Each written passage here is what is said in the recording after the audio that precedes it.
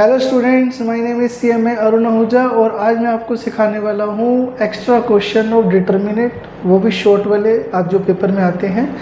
और मैं आज आपको एक क्वेश्चन करवाने वाला हूँ जो सामने मैंने बोर्ड में लिखा हुआ है। ठीक है, इस क्वेश्चन को करने से पहले आपको NCERT की डिटर्मिनेंट आनी चाहिए। ठीक है, तो आइए स्टार्ट करते हैं। आपके सामने क्वेश्चन है कि इस डिटर्मिनेंट की मैक्सिमम वैल्यू निकालनी है। ये 1 1 1 है। ठीक है, तो हमें इस डिटर्मिनेंट की क्या निकालनी है, मैक्सिमम वैल्यू निकालनी है। ये MCQ का क्वेश्चन था जिसके 4 ऑप्शन भी थे। मैंने ऑप्शन नहीं लिखे क्योंकि मैं इसको आपको सोल्व करना सिखाता हूँ कि कैसे होता है। ठीक है, तो सबसे पहले क्या करेंगे, इस डिटर्मिनेंट की वैल्यू निकालेंगे। ओके, तो इस डिटर्मिनेंट की वैल्यू जैसे भी आपने डिटर्मिनेंट चैप्टर NCERT में सीखी हुई है वैसे आप इसको निकालना। तो जैसे कि मान लो कि मैं इस डिटर्मिनेंट की वैल्यू निकालता हूँ इस कॉलम को लेकर। तो मैंने 1 लिया, सामने वाली रो कट गई, सामने वाला कॉलम कट गया, ये बच गया। फिर मैंने ये लिया, इसे माइनस लगेंगे, सामने वाली रो कट गई, सामने वाला कॉलम कट गया, तो ये बच गया। फिर मैंने ये लिया, +1 लेंगे, सामने वाली रो कट गई, सामने वाला कॉलम कट गया और ये बच गया। ठीक है, अब हम क्या करेंगे, अब हम इस डिटर्मिनेंट को पूरा सोल्व करेंगे। कैसे, ये इससे मल्टीप्लाई होगा 1 + sin थीटा, माइनस लगाएंगे, फिर ये इससे मल्टीप्लाई होगा, फिर पीछे माइनस होगा तो ये इससे होगा, क्योंकि बाहर माइनस है तो सभी माइनस हो गए। फिर ये इससे होगा, 1 हो गया, माइनस ये इससे मल्टीप्लाई होगा, क्योंकि बाहर माइनस है तो सभी माइनस हो जाएंगे। तो जब आप इसको घर अभी करेंगे अपने आप तो आपका ये आंसर आ जाएगा।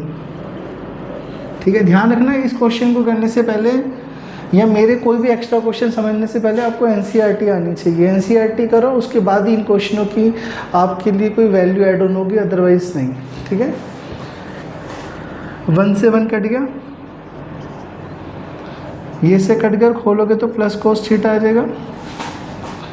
ये से कट गया, इसको खोलोगे तो ये आ जाएगा -cos theta -sin theta -sin theta cos theta. ठीक है, cos से cos कट गया, माइनस प्लस में थे, साइन भी कट गया, तो बचा क्या मेरे पास -sin थीटा cos थीटा।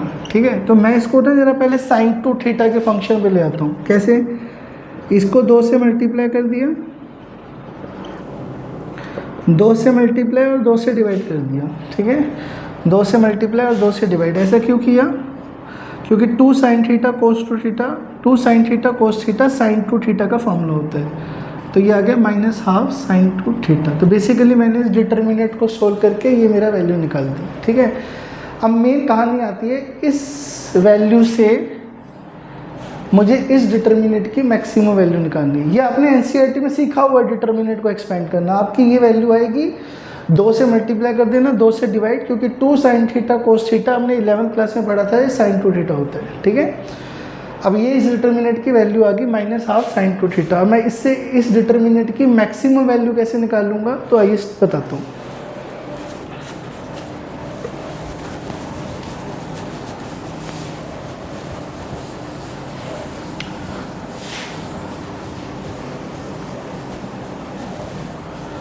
तो देखो बेटा, हमारी ना इस डिटर्मिनेंट की वैल्यू जैसे कि आ चुकी है -½ sin टू थीटा। ठीक है, ये हमारी वैल्यू आ गई थी।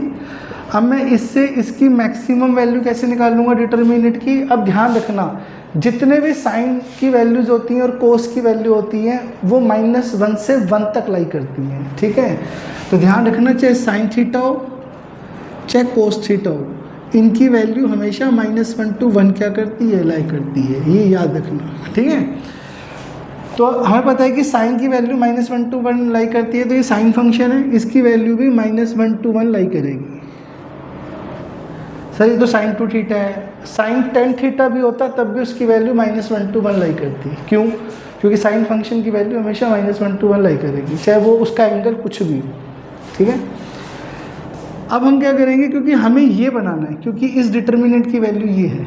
ठीक है, तो मैं क्या करूँगा, माइनस से मल्टीप्लाई करूँगा। माइनस से मल्टीप्लाई जब मैं इसको क्यों माइनस से मल्टीप्लाई करूँगा, पहले तो वो सुनो, क्योंकि यहाँ माइनस है। ठीक है, अगर मैं माइनस से मल्टीप्लाई करूँगा तो क्या होगा, इसको माइनस से मल्टीप्लाई करेंगे 1 हो जाएगा, ये -1 हो जाएगा, ये -sin टू थीटा हो जाएगा। क्योंकि हम माइनस से मल्टीप्लाई कर रहे हैं तो इनइक्वलिटी के साइन क्या हो जाएंगे, चेंज। ठीक है, अब इसको जरा पढ़ो क्या लिखा है, कि माइनस साइन टू थीटा -1 के इक्वल है या उससे बड़ा है और 1 के इक्वल है या उससे छोटा है। मतलब minus sign to theta -1 to 1 के बीच में, तो वो तो यहाँ पे भी था -1 to 1 के बीच में, ठीक है। तो मतलब मैं इसको, क्योंकि ना यहाँ पे बड़ी वैल्यू आ गई और यहाँ पे छोटी वैल्यू, जबकि होना क्या चाहिए, यहाँ छोटी होनी चाहिए और वहाँ बड़ी होनी चाहिए। तो है ये वही है कि भाई ये minus sign to theta -1 to 1 के बीच में है, क्योंकि -1 के इक्वल है या उससे बड़ा है, 1 के इक्वल है या उससे छोटा है, ठीक है।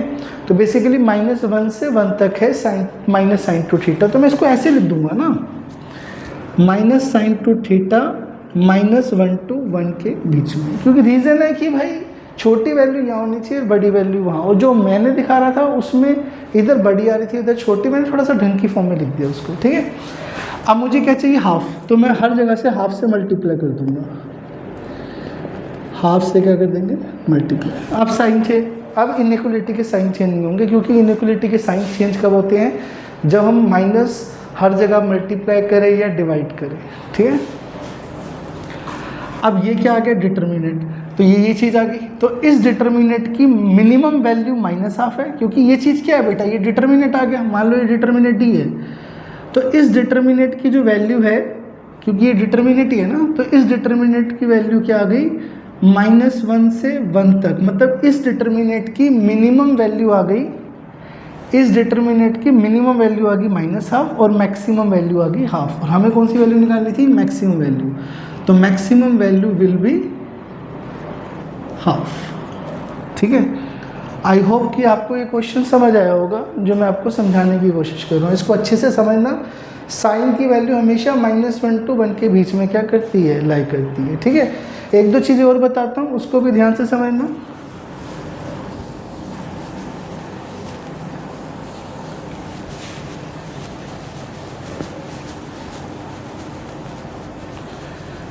तो अब मैं एक चीज़ और क्या बताने जा रहा हूँ,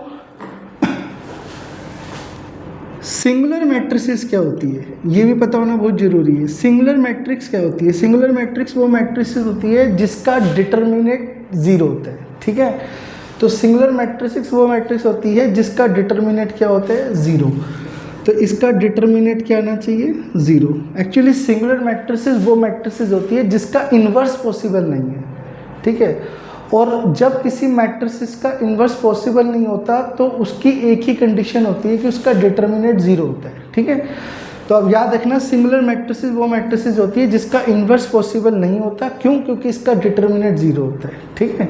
क्योंकि आपने पढ़ा होगा कि डिटर्मिनेंट इन्वर्स, किसी भी मैट्रिसेस का इन्वर्स निकालने के लिए फॉर्मूला यूज होता है adjoint A divided by determinant A, ठीक है। और अगर डिटर्मिनेंट 0 हो गया तो इन्वर्स पॉसिबल नहीं है, ठीक है। तो सिंगुलर मैट्रिसेस वो मैट्रिसेस होती है जिसका इन्वर्स पॉसिबल नहीं होता, क्योंकि उसका डिटर्मिनेंट 0 हो जाता है, ठीक है।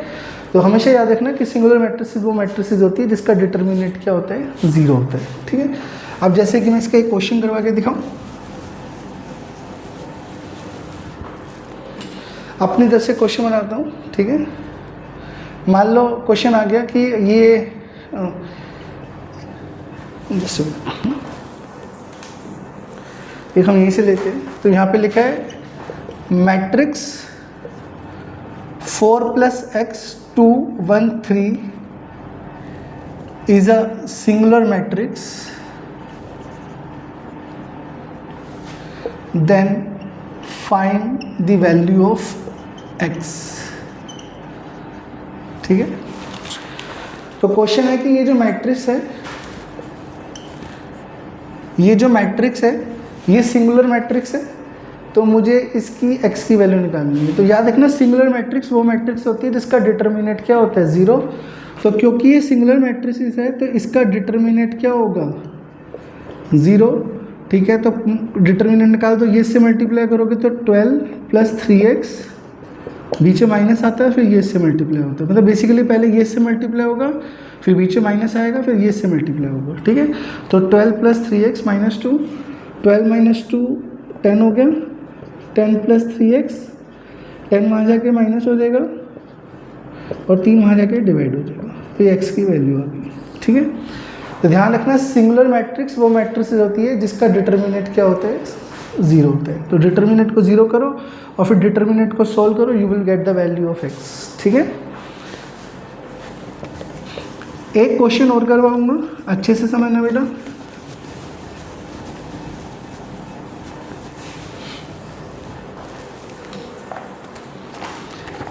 एक और क्वेश्चन लेते हैं।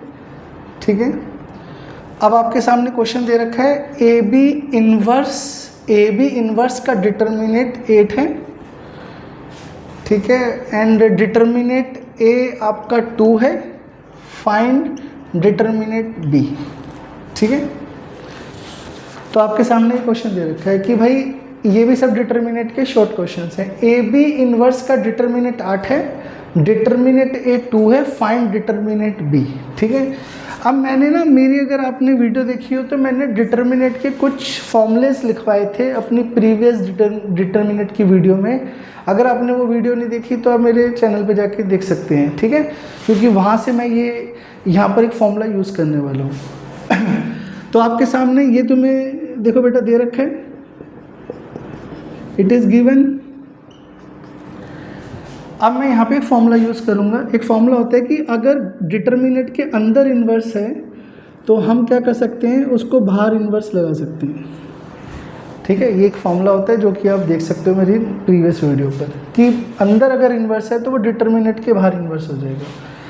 ठीक है, अब देखो कभी भी ऊपर पावर माइनस है तो नीचे जाके वो क्या हो जाएगी, पॉजिटिव पावर।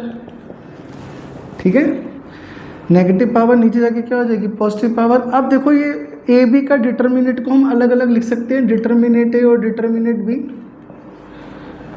अब हम डिटर्मिनेंट ए की वैल्यू डाल देंगे 2, we will get the value of determinant B. कैसे, इसको ऊपर ले जाओ, इसको नीचे, तो डिटर्मिनेंट बी की वैल्यू आ गई 1/16।